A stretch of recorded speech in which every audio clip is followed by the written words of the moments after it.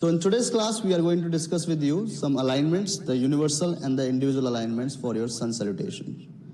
So sun salutation, as we all know, this is the warm-up practice before to get into the asana practice. So how to protect your joints, how to protect your body to get into the injuries and discomfort and pain. So Mr. Sobit is with me here. That is, first he is going to demonstrate the poses for the sun salutation, which we are going to cover. And then after that, I'll show you the modifications of the alignment in the sun salutations. So the first and foremost, just show the poses. What are the different poses which we cover?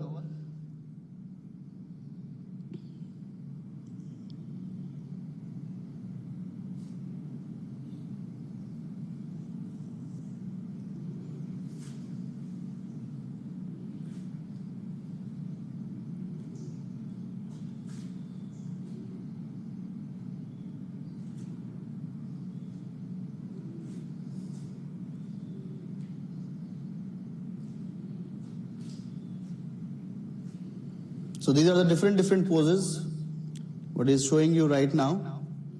So how to get into the pose, how to get out of the pose.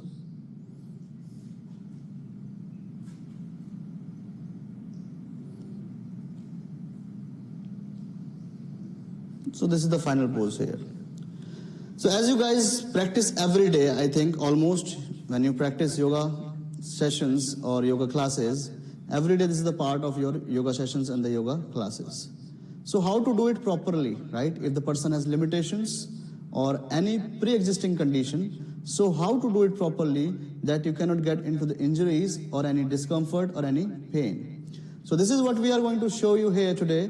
If the person has, how to make it into the individual alignment, what is the universal alignment, so you can feel the difference in the tools and to get easily make a pose accessible to each and everyone, whether it is a beginner, intermediate or the advanced students. So here we are going to show you one by one. So first face this side towards the wall.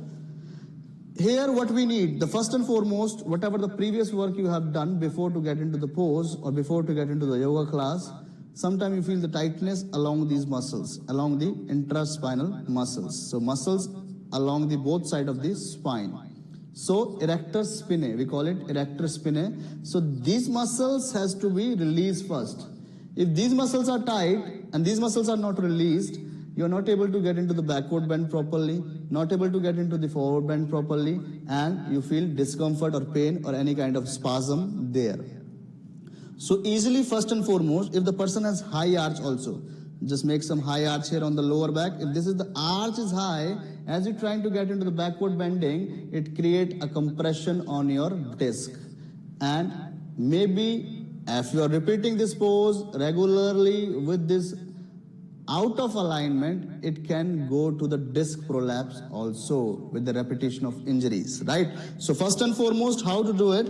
Like the arch is high, right? To make it the neutral arch, or try to push your navel toward the spine so you can engage your abdominals, and these muscles has to engage too. So the whole core part engages, that will protect your spine, protect your disc to get into the prolapse.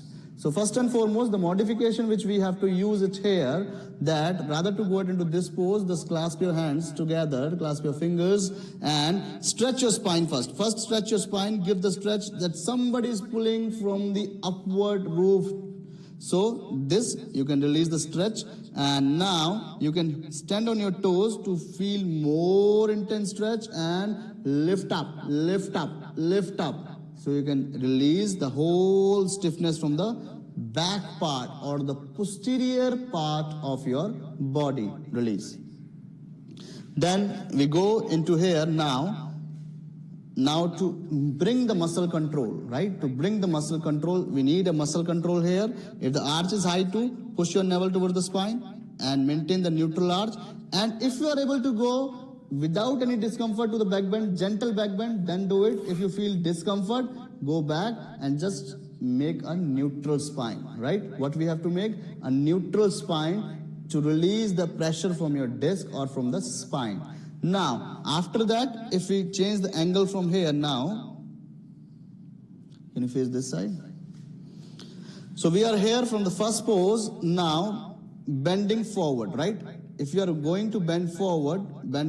If the tightness on the hamstring, this which we face or which we see in the beginners, that the tightness on the posterior part of the back muscles, if the tightness on the hamstring and there is a hunch on the, if there is a hunch on your back, sometimes people who have sitting job, there is a hunch, standing job, there is a hunch. So we have to maintain this arch neutral also on your thoracic spine. Thoracic spine has to be neutral, extended or straight in line. So we allow the student to bend your knees first and just make your thoracic spine straight, bring your heart forward and bend forward. If the person is not able to reach to the floor and feel the tightness, you can use the block in front of the student. And then you have to ask the person to press the block and lift your chest up, and try to extend your thoracic spine from here.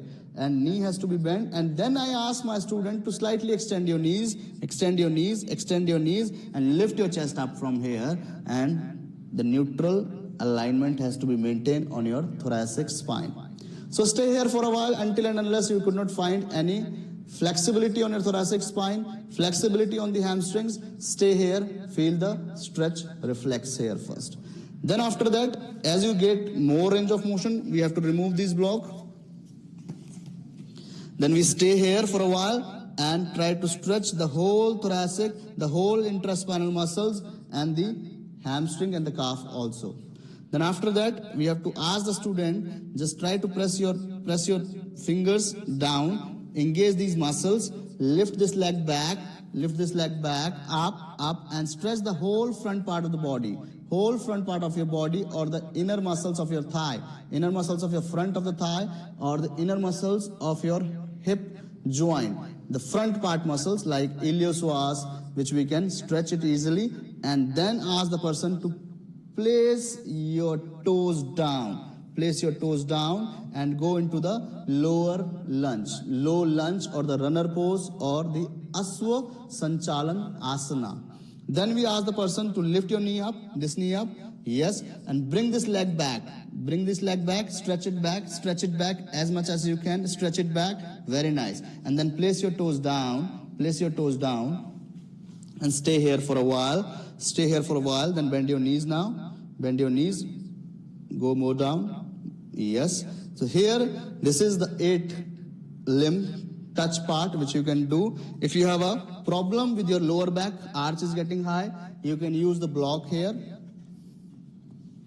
right? So arch has to be neutral, then there is less control in your core, and engagement of the core has to be less, and it is supported now, right? If you're not able to do this pose, just try to avoid this pose. If there is any problem on your lower back like disc prolapse, disc herniation, sciatica, avoid this pose.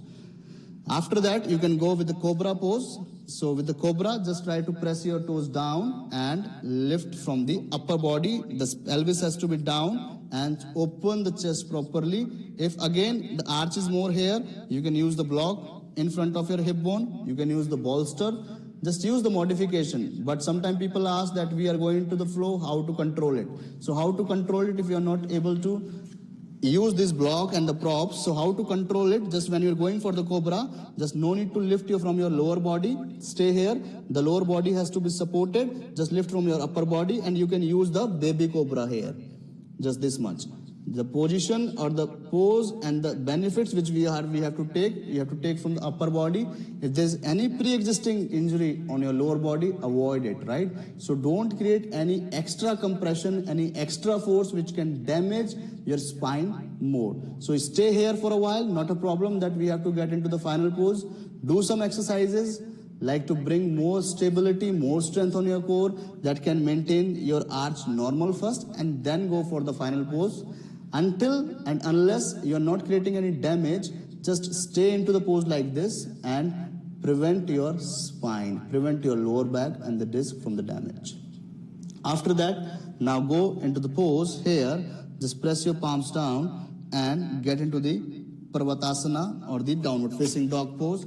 If the person sometimes not able to hold and not able to touch their heels on the floor, you can use the block. Just the modification I'm showing you. But then again you have a question, then I am in a flow, how to use it, who can put it. So then modification without the props. Then modification without the props, remove the blocks from here, right? Remove the block and try to bend your knees and stretch your spine first.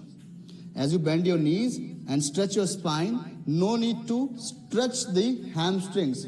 No need to overstress the hamstring because it is already tight in the beginners, right? So you can lift your heels up, bend your knees and stretch from your spine to feel the whole. So release the back muscles first. As you release the back muscles first from here, it's easy to release all these muscles from the back part of your body, right? So then if you are not able to hold this pose or not get into the pose into the final stage, so just hold it like this way, bend your knees, lift your heels high and bend from the spine first, right? So this is how you can modify. Release. This is the final pose. If you are able to do it, it's well and excellent way. Now, this is the way to do it. Now bring your right leg forward. Again, back. So stretch backwards and try to bring your knee towards your heart. Bring your knee towards your heart and place it like this way. This will give you the easy modification, right? So this is the way you have to come out of this pose and bring your back leg forward between your palms. Or if it is possible, you can bring it more forward from your palms. It depends upon your flexibility of your muscles. Now bring your other leg back. No. Go back first. Stretch it backwards. Lift it back. Yes, very nice. So this is the lift which you have to take and bring your knee towards your heart. Bring. Very nice. So this is how you can take it back and stretch it here and feel the stretch on your back part of your spine, the intraspinal muscles. Then from here, easily you have to do, then bring your hands on your pelvis. Right? Control the pelvis. If you have a lower back pain, if you have a high arch, if you have a tight hamstrings, bend your knees slightly and lift up. Lift up, control on the pelvis, lift up. And then finally get into the final pose, stretch it back.